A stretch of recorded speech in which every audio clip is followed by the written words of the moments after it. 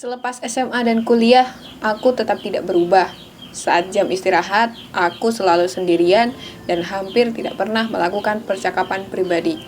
Meski tidak timbul masalah seperti saat di sekolah dasar, ayah dan ibu khawatir aku tidak bisa terjun ke masyarakat jika keadaanku terus seperti ini. Dan aku pun tumbuh dewasa dengan pikiran bahwa aku harus sembuh.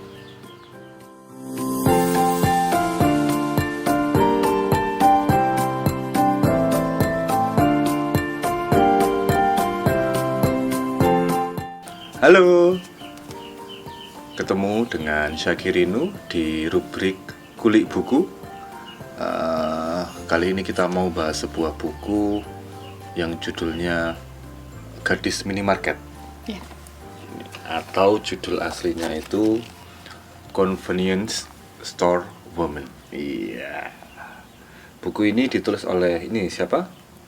Saya Kamurata. Saika Murata, salah satu, kalau aku lihat di bukunya ya, di Google itu, Saika Murata itu katanya salah satu penulis muda Jepang yang digadang-gadang meneruskan Murakami. Jadi novel-novel yang ditulis oleh Saika Murata itu novel-novel yang bisa dibilang salah satu novel-novel Jepang yang sama recommendednya dengan novel-novelnya Murakami gitu, katanya sih begitu. Nah, ada apa lagi nih di buku ini? Ada ceritanya. Ada tokohnya, ada alurnya, ada latar, Ada latarnya. Nah, ada alurnya. ya jelas ya. Sebuah kulik buku yang sebenarnya sangat apa istilahnya itu, Saat bahasa Indonesia ya. Ya, Convenience Store Woman ini berkisah tentang apa? Tentang seorang gadis namanya Keiko. Keiko Furuka. Itulah. Furukasan nih kalau nggak salah ya. Sang itu kayak panggilan kan. Ya, panggilan Mbak gitu kan. Yang dia ibaratnya menjadikan hidupnya menjadi pegawai minimarket itu adalah hidupnya. Kurang lebih seperti itu. Iya. Jadi si Keiko ini, ya kita sebut saja Keiko lah ya, aku lupa nama familynya yang benar.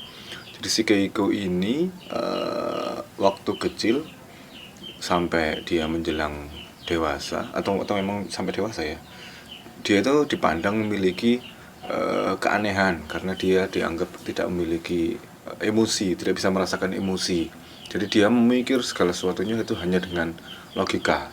Jadinya ada yang kayak misalnya itu salah satu kejadian yang dianggap, mungkin bagi dia itu dianggap logis, tapi mungkin bagi orang awam itu dianggap kurang abnormal. Contohnya seperti apa?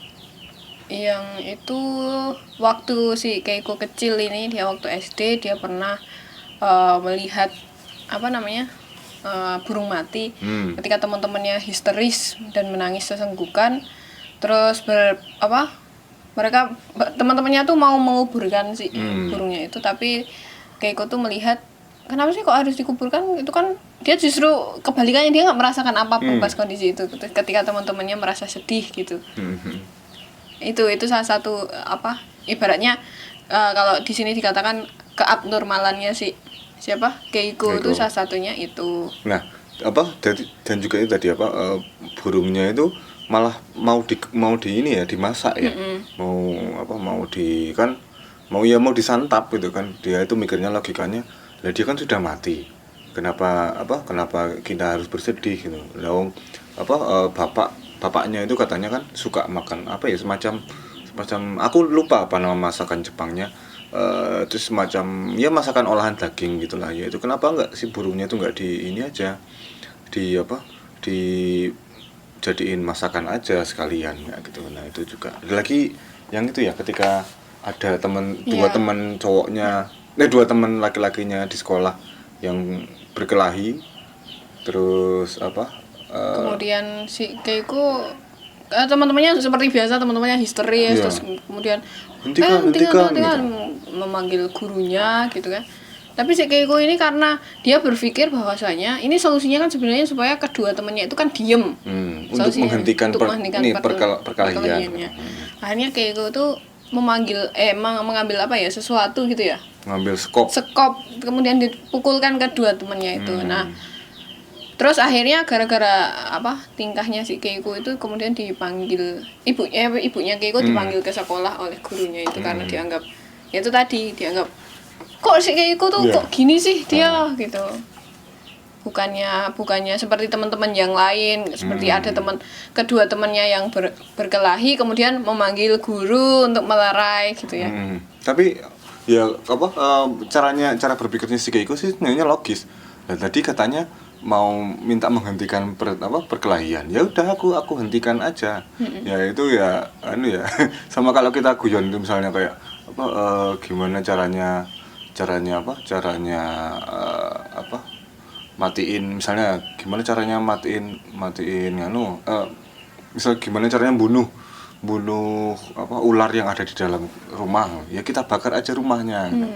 Ya bener, nggak ada salahnya, ularnya mungkin kebakar tapi juga rumahnya juga ikut kebakar, nggak ada tempat tinggal lagi. Ya itu cara berpikir Keiko itu, dia sangat logis gitu loh, nggak salah juga cara dia berpikir. Nah masalahnya karena memang di kehidupan ini kan tidak semuanya itu bisa diukur dengan logika gitu loh. Dia mungkin bisa disebut logika ya, kayak maksudnya aku juga takut sanksi, takut salah ini maksudnya ya karena Keiko tidak bisa merasakan emosi seperti itu, merasakan emosi seperti orang-orang pada umumnya. Dia kemudian yaitu hanya berpikir sesuai dengan kalau gini ya gini, kalau 1 + 1 ya 2 gitu. Nah itu terus juga, nah kenapa kemudian dia selama sejak kecil sampai umur 18 tahun kalau nggak salah ya, lulus SMA nggak sih itu ya, lulus SMA lah istilahnya, terus dia itu dianggap aneh. Akhirnya dia bingung, dia tidak tahu bagaimana caranya bersosialisasi dengan orang lain dengan benar gitu. Akhirnya dia apa yang dilakukan untuk bisa bersosialisasi itu? Waktu itu kalau yang aku baca, ketika dia masuk kuliah, kemudian dia melihat ada sebuah gedung kosong yang di dalamnya kosong, literally kosong, nggak ada apa-apa. Dia ngintip di dalam, ini apa sih, mau jadi apa? Ternyata itu mau dibikin minimarket. Ada ini ya, ada pengumumannya, ada pengumuman ini akan dibuat minimarket gitu. Terus ada lowongan pekerjaan. Terus dia tertarik mau ikut jadi pegawai paruh waktu di situ. Akhirnya dia daftar. Terus daftar seperti pekerjaan yang lainnya, untuk menjadi pegawai itu juga harus ada trainingnya.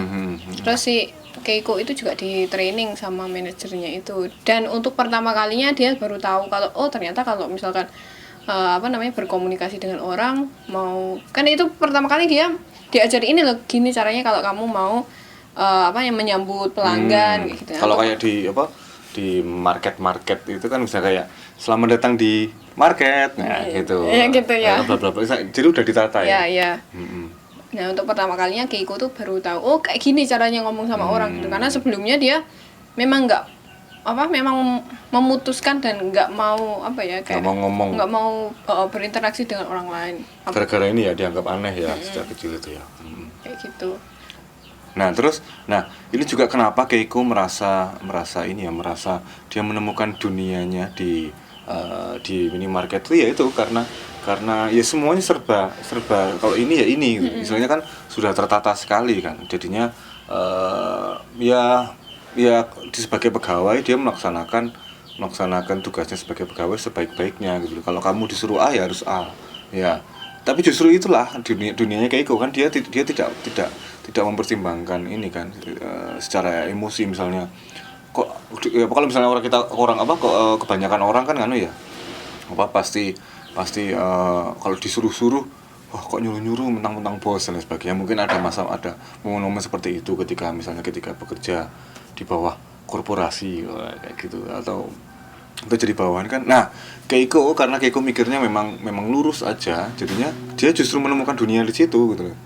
Ya satu sisi itu juga kasihan ya karena karena ya dia hanya bagi dia itu dunia yang ideal baginya, karena orang-orang menerimanya dengan sepenuh hati dan dia sangat dihargai di sana, karena memang ya kalau disuruh ini ya ini gitu loh.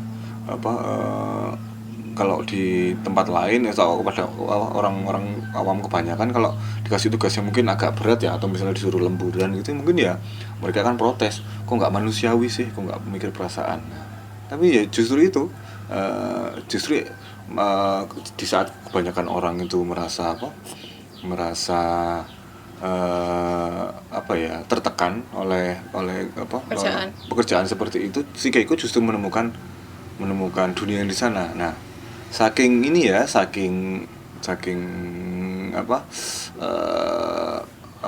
senangnya dia menjalani kehidupan seperti itu sampai bertahan lama ya. Iya. Sampai umur 36 kalau nggak salah. Nah, sampai umur 36 dia tuh dengan senang hati menjalani kehidupan sebagai gadis minimarket, seperti judul novelnya ini. Nah, terus apa lagi kira-kira dari novel ini yang menurutmu itu menarik, itu apa? Kalau aku yang menarik itu, aku nggak tahu ya, aku merasa si Sayaka ini di bukunya dia juga apa ya, mungkin entah, nggak tahu, aku belum riset terlalu banyak, nggak tahu aku kulturnya di Jepang itu relasi antara perempuan dan laki-laki itu seperti apa, aku nggak tahu. Tapi kayak aku merasa di sini Sayaka itu cukup sinis mungkin ya, cukup sinis ketika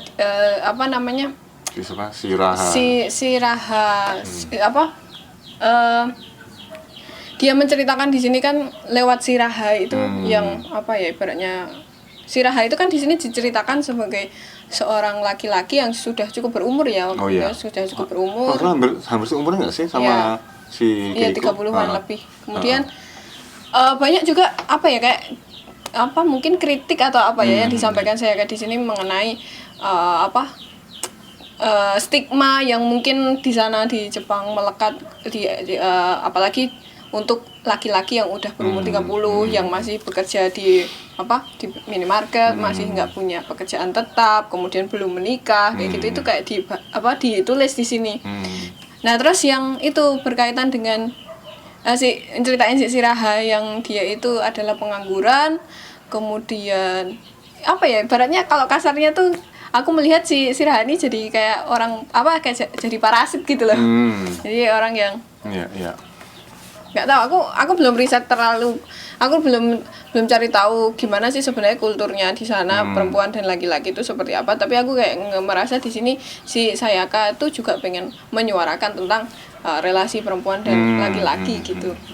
Nah, dan juga ini yang menarik dari, kalau ngomongin soal kultur ya, menarik dari novel ini adalah bahasanya itu sangat sederhana ya. Maksudnya dalam artian ya paling enggak ya, mungkin di Murakami pun juga bahasanya juga sederhana dan gamblang. Cuman mungkin karena ini ya latar waktu dan juga tempatnya itu di zaman sekarang juga ya, jadinya kita sebagai pembaca bahasa Indonesia, berbahasa ibu bahasa Indonesia ya, membacanya itu ya terlepas dari memang terjemahannya bagus juga ya, terjemahannya itu nggak kaku itu kan, kadang ada kayak puisi-puisi Jepang yang diterjemahkan dan itu terasa kaku karena memang logika bahasanya udah beda. Tapi ini enak, siapa sih penerjemahnya? Terjemahnya tuh enak banget. Jadi siapa namanya? Ini Mbak Ninu Sulistiawati, ini terjemahnya enak banget gitu loh, jadinya ya kayak kita membaca novel Indonesia, taruhlah seperti misalnya dia tulis seperti tulisan-tulisannya ini penulis Indonesia gitu loh. Nanti melorot, taruh bawah aja ya. Dan memang nggak terasa ini, nggak ada jarak ini, nggak sih, nggak terasa jarak perbedaan kultur yang signifikan, nggak sih? Ya karena memang banyak kesamaan ya, misalnya kayak sama-sama di sana juga sama-sama ketika perempuan sudah berumur di atas umur 30-an itu udah dianggap perawan tua gitu misalnya. Terus pekerjaannya itu pekerjaan yang kurang mapan, dianggap bukan manusia. Iya, 18 tahun dia bekerja, dan itu bukan full kan loh ya, dia masih dianggap sebagai kerja sambilan kan, bukan kerja full gitu. Misalnya kalau dia jadi CEO-nya itu mungkin oke, tapi 18 tahun dia mengabdi hanya sebagai gadis yang berada di belakang kasir nggak di belakang kasir aja sih, tapi memang gadis minimarket itu ya Ya, itu kurang kan lebih aktivitas di minimarket ya. ya itu menarik gitu loh. Mungkin karena ini si Sayaka juga mungkin berusaha untuk menyindir ini ya, kapitalisme ya. Mungkin juga bisa. Bagaimana, nah tapi juga ini ironinya ya, mungkin karena yang kenapa si Sayaka ini menggunakan tokoh Keiko yang aku nggak tahu, aku tidak berani menyebutnya ini apa ya, karena si Sayaka sendiri tidak menyebut dia itu si Keiko itu memiliki kelainan apa atau memiliki bukan kelainan tapi mungkin kondisi mental yang seperti apa, entah autis kah atau entah Down syndrome kah, dan itu nggak tahu apa, tapi hanya digambarkan bahwa si Keiko itu, sebentar ini lightingnya agak mana ya, nah oke. Bagaimana si Keiko itu tidak bisa merasakan emosi gitu sih. Nah, ya itu maksudku, ironis juga satu sisi, si Keiko sangat bahagia dia menemukan dunianya di dunia yang serba sangat teratur itu kan. Tapi di sisi lain ya kita sebagai manusia, kebanyakan lah hidup di dunia seperti itu yang istilahnya, yang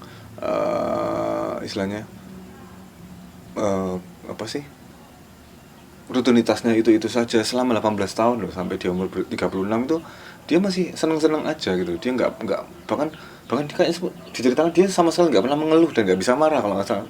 Adiknya itu sampai gregetan loh, adiknya si Keiko itu, karena kakaknya itu hidupnya kayak gitu tuh kok masih happy aja gitu lah. Ya kalau menurut Anda gimana? Yang mana? Ya soal ini maksudnya. Semuanya. Mungkin ada closing statement yang tentang buku ini gitu, mungkin yang bisa para teman-teman ini bisa bawa pulang. Kalau aku tertarik sama ini belakangnya ini loh.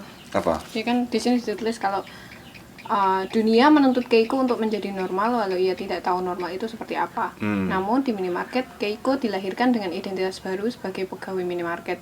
Kini Keiko terancam dipisahkan dari dunia minimarket yang dicintainya selama ini. Kayak dari potongan sekecil ini itu kayak ini di sini di belakangnya ini. Apa sih ini namanya?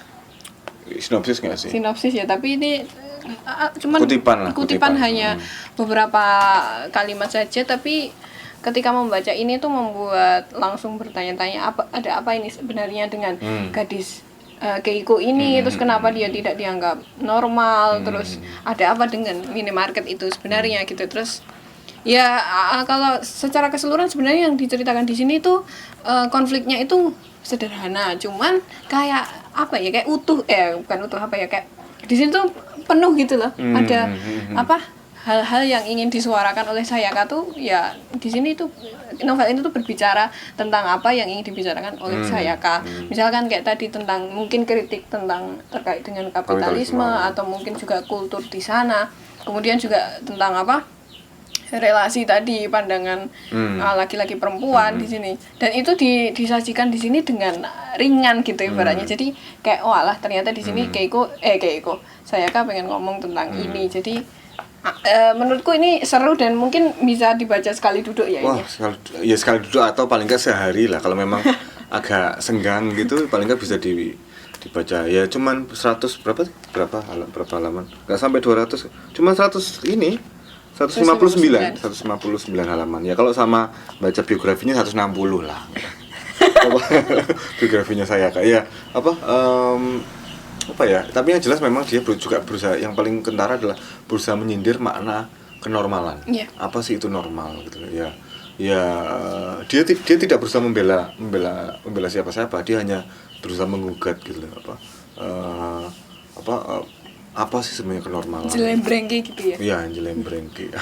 Apa jelembrengke itu? Ini loh gitu loh. Menjelentrehkan ya. Sebuah sinonim yang sama saja ya. Tidak solutif ya. Oke gitu. Sepertinya kalau ngomongin ini memang nggak akan ada habisnya. Jadi kalau kita ngomong terlalu lama malah jadinya spoiler. Iya. Jadi malah kita malah teman-teman malah nggak jadi baca bukunya. Monggo teman-teman kalau tertarik silakan, sudah ada versi bahasa Indonesianya diterbitkan oleh, kalau ini yang kami dapatkan adalah diterbitkan oleh Gramedia. Ya tentu saja nanti bisa teman-teman dapatkan di toko-toko buku baik luring atau daring kesukaan teman-teman ya. Buku ini recommended sekali. Tapi memang kalau ingin membahas soal ini ya, kelainan keragaman mental lah, kita sebut keragaman mental ini, buku ini salah satu pengantar yang menarik. Jadi kita bisa merasakan, kan dia menggunakan sudut pandang dari Keiko ya. Iya. Sudut pandang Keiko karena orang pertama. Kita bisa merasakan gimana sih rasanya ketika menjadi orang-orang yang seperti Keiko ini. Dia kan sangat detail membicarakan. Nah, ini menarik juga, seperti Murakami, dia juga mendeskripsikan apa yang dirasakan oleh Keiko itu sangat detail gitu. Nah, itu silakan, buku ini bagi kami recommended ya. Kalau mau kasih nilai, kira-kira dari 1 sampai 10, Anda kasih berapa? Kalau aku 9. 9? Oh, oke. Kalau aku ini sih 7,5 lah. Karena kalau misalnya ini didalami lebih dalam lagi soal emosinya, itu mungkin ya bisa lebih tinggi lagi aku bisa memberikan. Oke gitu, kita jumpa lagi di kulik buku berikutnya. Semoga bermanfaat. Sampai jumpa. Dah.